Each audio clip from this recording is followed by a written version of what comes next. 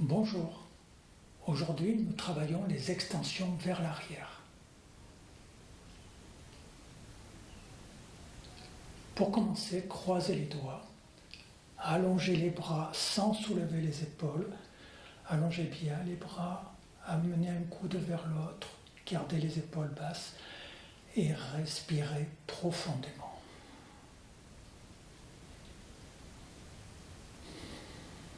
Allongez, en même temps cherchez à ramener les bras vers l'arrière sans pousser votre dos vers l'avant.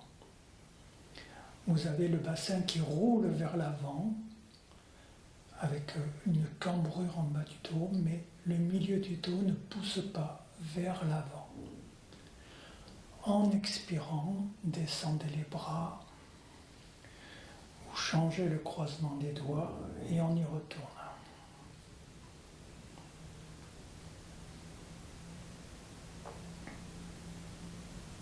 Respirez.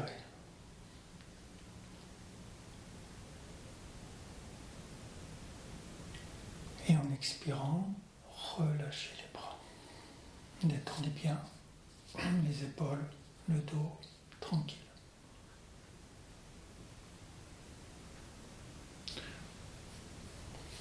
Venez vous asseoir. Vous asseyez, jambes croisées. Vous croisez les doigts. Donc regardez bien, là j'ai les paumes des mains face à mon bassin. Et je vais amener les paumes des mains dans la direction du sol directement, donc avec une rotation externe du haut des bras.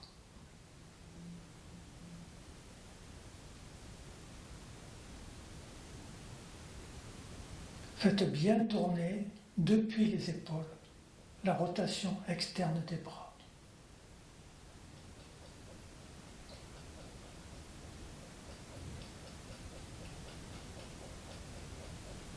Puis vous revenez.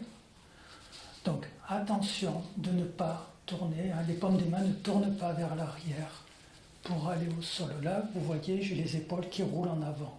Ça n'est pas correct. Donc on change le croisement des doigts et à nouveau, j'ai les paumes des mains contre le bassin et je vais aller directement vers le sol, en roulant bien le haut des bras vers l'extérieur.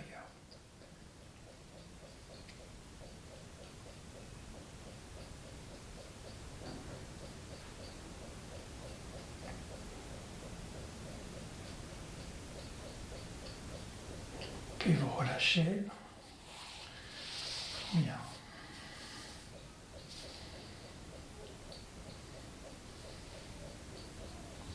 Et vous passez allongé sur le ventre.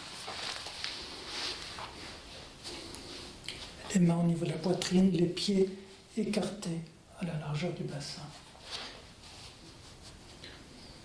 Adho Mukha Svanasana.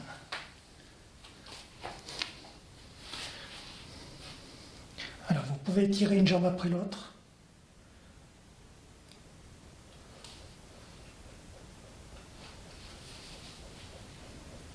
De manière à préparer les tirs dans les jambes.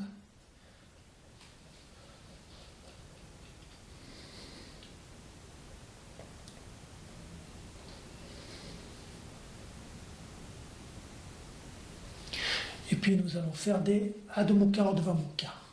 Bras et jambes tendus, vous passez la poitrine en avant des bras. Inspire, puis en expirant, vous revenez. Donc en fait, il faut commencer à expirer à peu près jusqu'ici, quand vous êtes dans la planche, puis vous inspirez en passant la poitrine en avant des bras. Et expire. Inspire. Expire. Inspire. Expire. Inspire.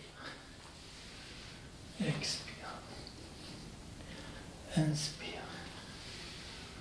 Expire. Inspire. Expire. Inspire. Expire. Inspire. Expire. Inspire. Expire. Inspire. expire. Et vous revenez en Vajrasana.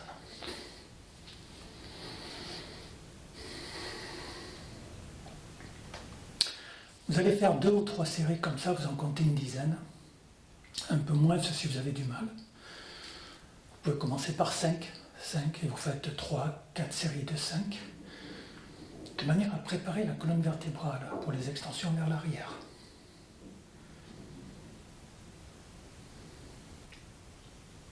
Supta Virasana. Donc vous venez debout sur les genoux, vous séparez vos pieds, vous attrapez les mollets au niveau des genoux et vous les tournez vers l'extérieur pour que les cuisses passent à l'intérieur des mollets. Vous laissez les pouces à l'arrière des genoux. Puis vous sortez les pouces, vous laissez descendre les cuisses encore. Si les fesses ne touchent pas le sol, vous pouvez mettre un petit support sous les fesses. Puis, en descendant, renvoyez les fesses vers les genoux, le pubis et vers la poitrine. Créez bien cette action du bassin. Donc c'est là où vous faut suffisamment de hauteur pour ne pas avoir des douleurs vives dans les cuisses ou dans le dos. Si vous mettez une brique sous le dos, mettez-la entre les omoplates. Et une sous la tête pour équilibrer.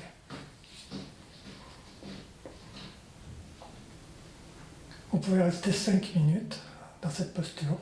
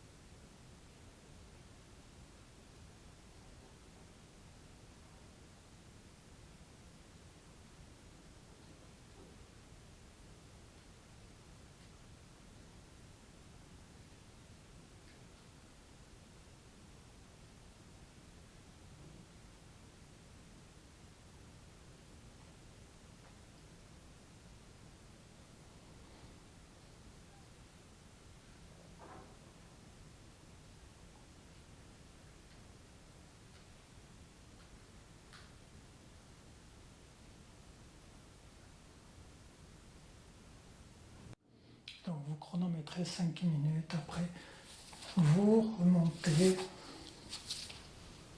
en vous aidant avec les bras, les mains.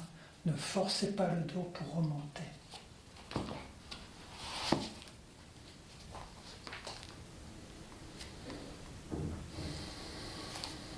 Puis vous sortez sur un côté, vous détendez les jambes.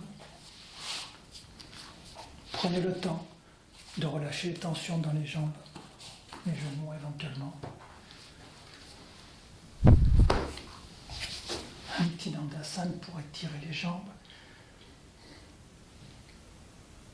Et on passe en Adho Mukha Svanasana. On ne reste pas longtemps. On veut étirer les jambes.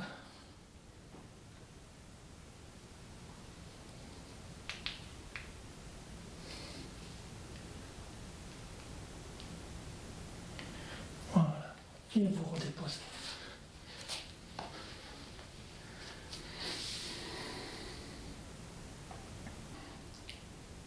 Ushtrasana, le chameau. Vous pouvez mettre une couverture entre les genoux et les pieds si vous le souhaitez. Vous venez debout sur les genoux en séparant les genoux et les pieds à la largeur du bassin. Vous pouvez écarter légèrement plus les pieds si vous voulez. Vous commencez avec les mains au niveau des fesses, des reins et des fesses. Vous allez rechercher un allongement des quadriceps, un allongement dans les aines, en absorbant la base des fesses et le coccyx vers l'avant. Et on cherche à allonger le dos, on ne cherche pas à plier le dos vers l'arrière. Les fesses sont descendantes, les cuisses s'allongent. Et vous revenez. Comme ça, vous le faites 2 ou 3 fois d'abord. Alors, les cuisses restent verticales, c'est-à-dire je ne penche pas en arrière. Je cherche l'action des fesses. On absorbe le coccyx pubis et on allonge le dos. On allonge.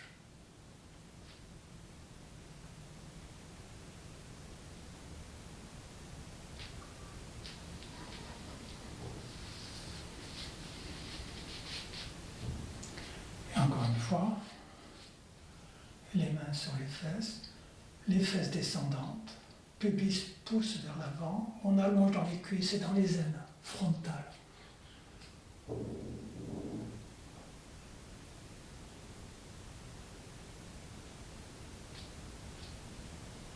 Ok. Si jusqu'à là tout va bien, vous pouvez aller poser les mains. Alors, vous pouvez reculer légèrement les cuisses, mais il faut les repousser après.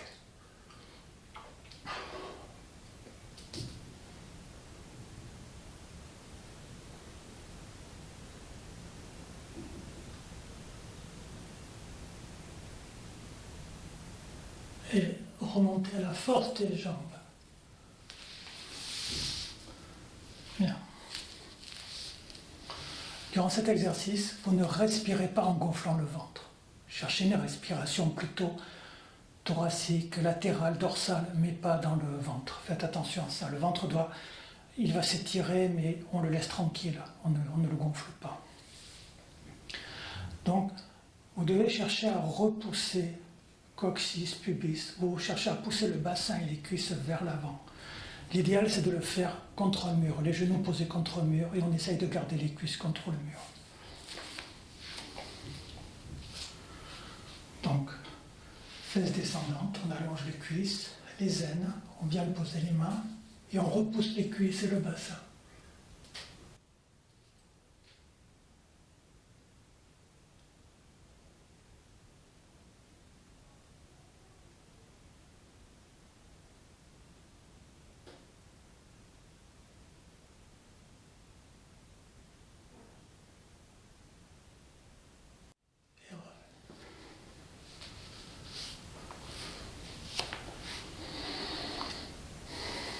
Faites une pause entre deux.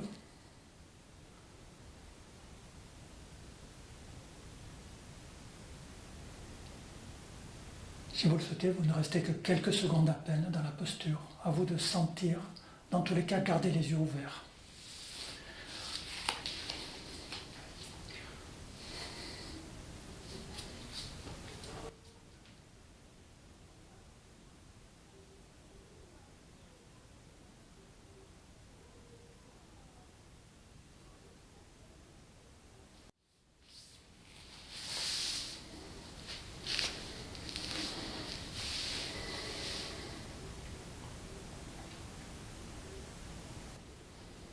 Salabhasana, la sauterelle.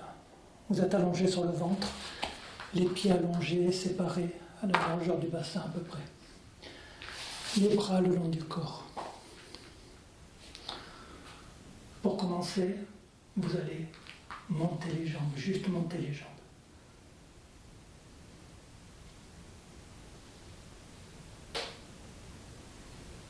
Voilà, faites-le 2 ou 3 fois. Donc dans cette action, vous avez les fesses descendantes vers les talons. Les fesses ne serrent pas l'une contre l'autre. Jamais, jamais, jamais, jamais. Les fesses sont descendantes. Ce n'est pas la même action musculaire que de rapprocher une fesse contre l'autre.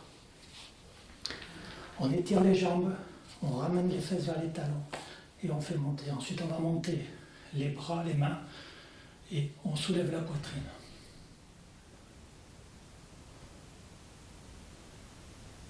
Et vous redescendez.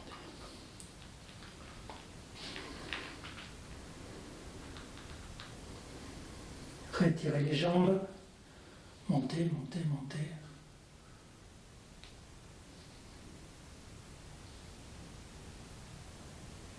Et redescendez.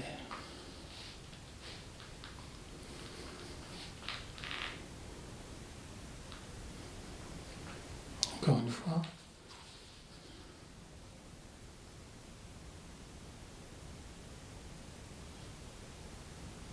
redescendez. Vous mettez les mains sous la tête, vous relâchez un peu.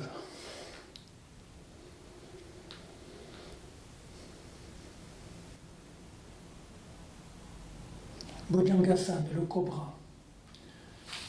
Vous mettez les mains à peu près au niveau de la taille. Ne mettez pas les mains trop hautes. Dans cet exercice, vous avez les pieds un peu écartés.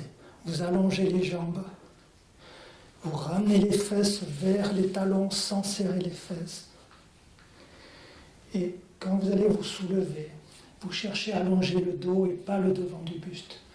Vous cherchez à allonger l'arrière de la colonne vertébrale en roulant les épaules. Vous pouvez garder les bras pliés, allonger les jambes, ramener les fesses vers les talons. Si vous tendez les bras, vous risquez de soulever le bassin.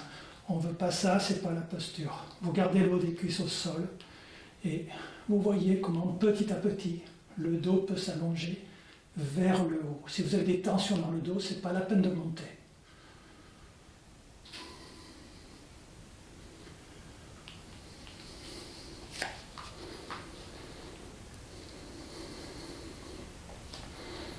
À nouveau, on étire les jambes, on ramène les fesses vers les talons et on allonge par le dos. En roulant les épaules, gardez les épaules basses. Sortez la tête des épaules, ne la rentrez pas. Les jambes sont très actives.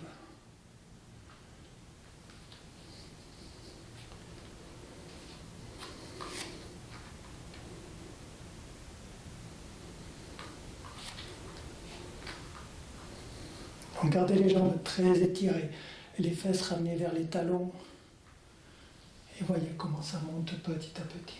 Les épaules restent basses, les épaules roulées vers l'arrière, les coudes serrés.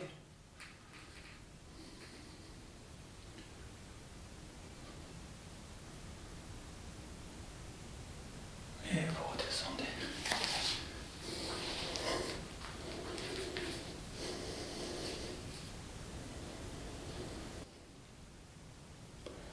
Dhanurasana, l'arc. Vous attrapez les chevilles ou les tibias près des chevilles. Dans cet exercice, avant de soulever les jambes, vous allongez dans les aines. Vous cherchez à écraser les aines sur le sol en poussant les genoux loin derrière. Et ensuite, on va demander à nos pieds de monter vers le plafond. Donc on fait monter les jambes et c'est ce qui va aider le buste à monter.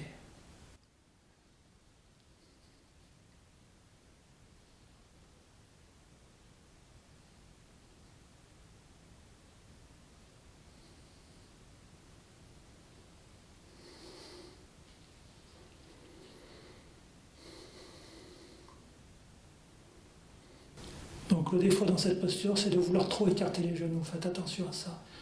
L'écart idéal, ce serait 2 points côte à côte.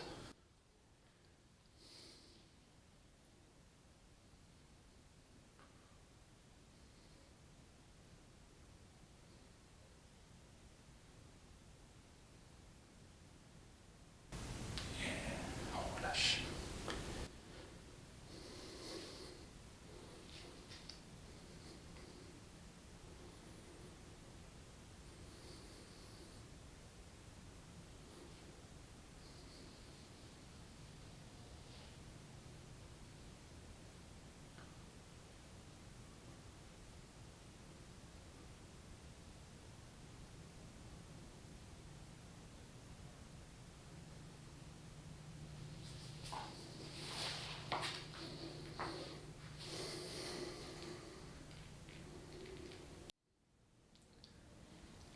Viparita Dandasana, le bâton retourné.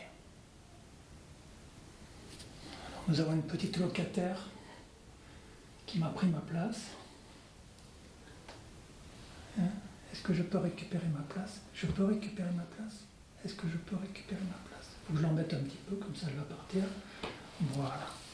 Bien, pour le bâton retourné, vous pouvez mettre des supports sous les pieds, supports sous la tête, comme vous voulez. Là, j'ai pris une chaise lambda Vous mettez des couvertures de manière à ne pas avoir les bords qui sont durs dans le dos.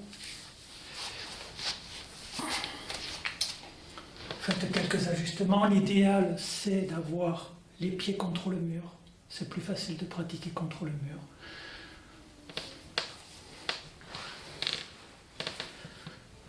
Quand vous allez en arrière, vous ne sortez que les omoplates. Vous reculez jusqu'à la base de l'omoplate, pas plus. Les pieds sur le support, la tête posée si vous voulez. Donc vous vous installez comme ça. Et vous pouvez rester 5 minutes.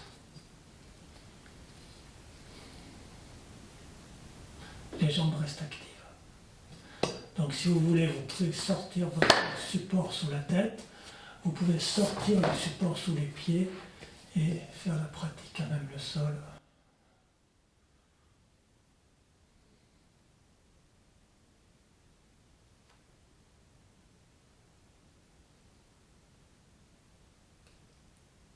Gardez les jambes étirées, les quadriceps se pressent vers le sol.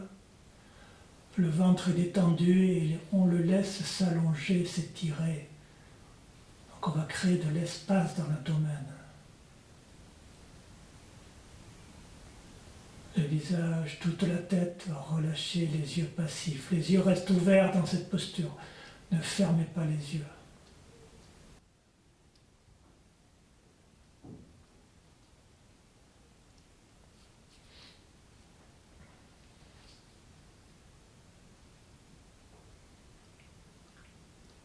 Quand vous souhaitez remonter, vous vous aidez avec les mains.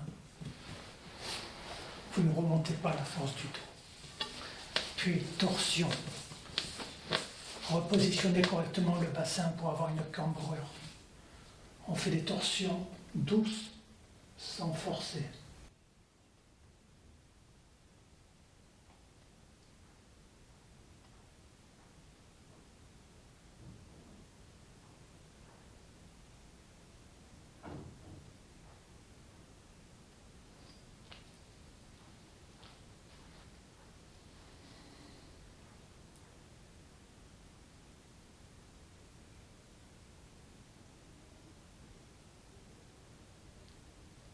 Et vous faites 2 fois de chaque côté.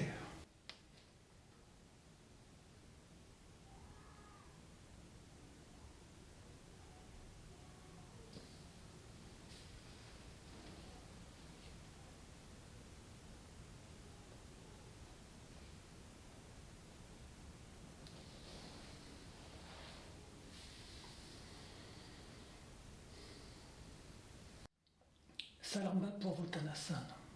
Pour cette installation, vous prenez chaise, tabouret, 2 chaises, etc. et vous installez avec du matériel une pente. Dans cette position, vous devez vous sentir très bien. C'est une installation qui devrait être agréable pour tout le monde. Donc il faut l'adapter au niveau du dos. Il ne faut pas commencer trop haut à ce niveau-là.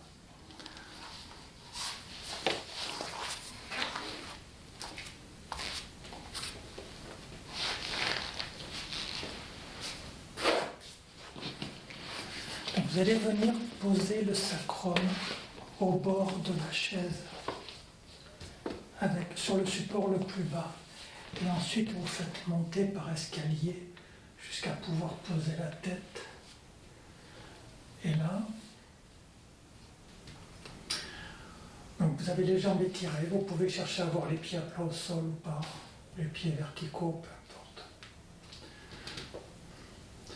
Si vous êtes bien, vous venez croiser les bras derrière la tête. Si ça pose un problème, vous les laissez le long du corps.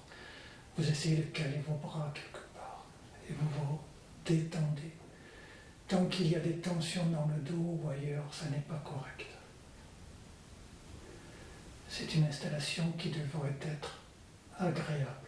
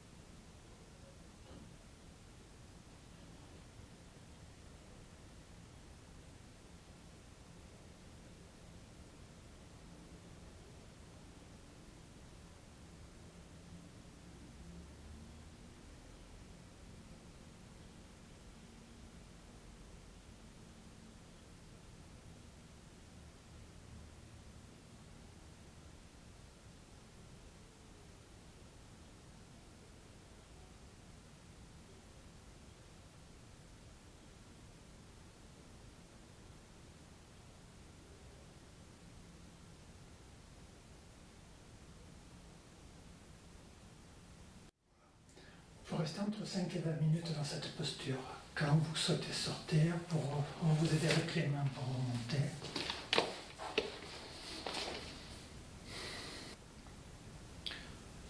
Adho Mukha Virasana.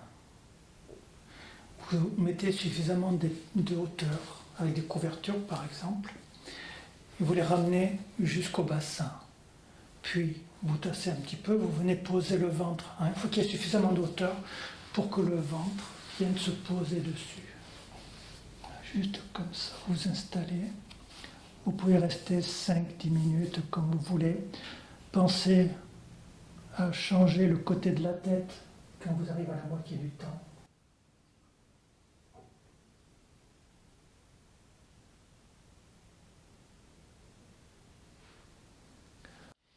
Dans cette posture, relâchez complètement le ventre, le dos, les épaules, les bras, les mains. Relâchez aussi dans les aines profondes. Quand vous respirez, ne gonflez pas le ventre, ne poussez pas le ventre contre la couverture. Recherchez les respirations latérales et dorsales. Ce sera beaucoup plus agréable. La respiration dorsale va masser le dos.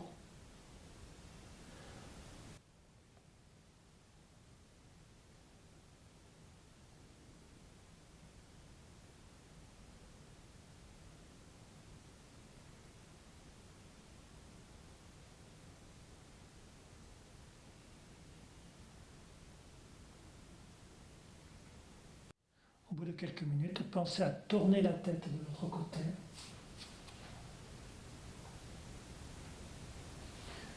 Et puis vous pourrez vous redresser.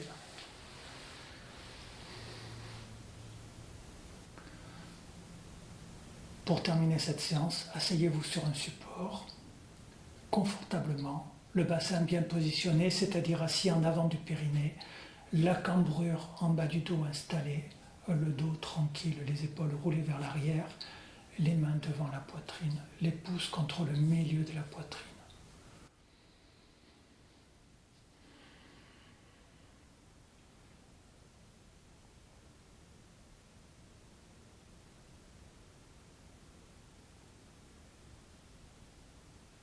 Namasté.